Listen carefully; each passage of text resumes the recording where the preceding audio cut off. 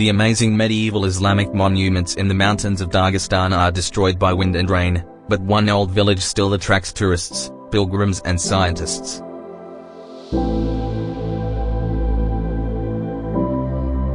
The village of Kala-Koreish is one of the oldest in Dagestan. In ancient times, it was one of the largest in the Caucasus.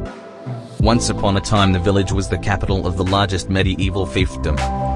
The village was founded in the 7th century. Legends are passed from generation to generation that the first inhabitants were Arabs from the Quraysh tribe. Kala-Koreish translates as fortress of the Quraysh, Kala, a fortress.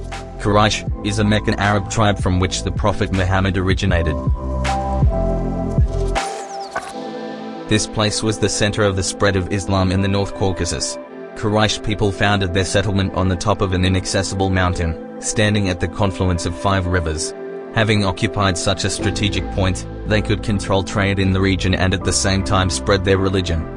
On the territory of the settlement there is a mausoleum, a semi-cylindrical sarcophagus, a mosque and many other architectural monuments. The mosque located in this village dates back to the 11th–12th centuries and is the oldest in Dagestan. To the east of the mosque is the mausoleum, which is considered a sacred place. The gravestones are decorated with sacred Islamic texts. The mausoleum is of great scientific and historical importance. This is the oldest dated religious building in the territory of Dagestan.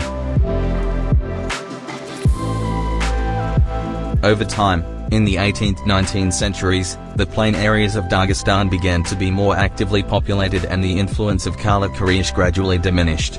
The last residents were evicted from here during the Soviet era, in the 40s of the 20th century. Today its population consists of only 1 inhabitant. Thus, once a thriving fortress turned, in fact, into a ghost village.